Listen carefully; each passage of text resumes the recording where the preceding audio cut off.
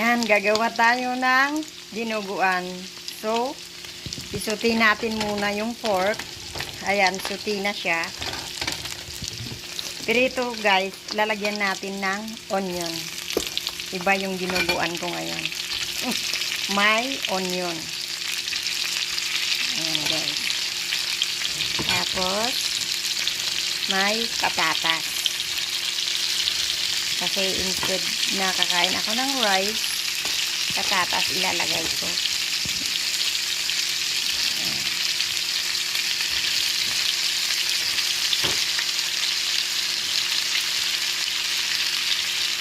Tapos mamaya lalagyan natin siya ng dry garlic. Kasi guys, dry garlic. Of course, yung ano natin, dinuguan natin. Ano pa siya, frozen pa siya. Kararating ko lang from work.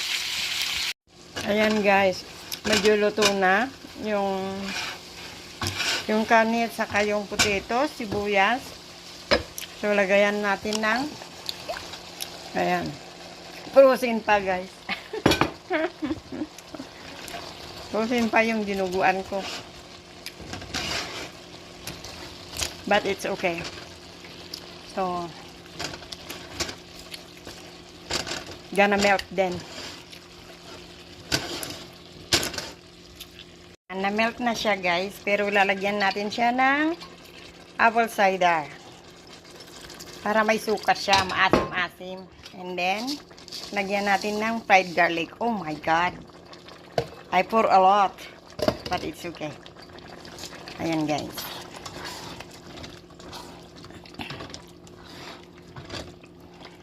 Ayan. May patatas.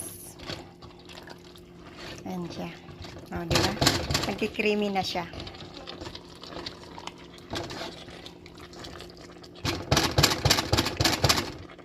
So, we add some salt. Ayan, bahala kayo kung salt or whatever you gonna put. But me, it's salt. Ayan. Luto na. Gusto ko yung ano, yung matuyong-tuyo siya. Oh. So, diba? May dinuguan with potatoes. Patatas, guys.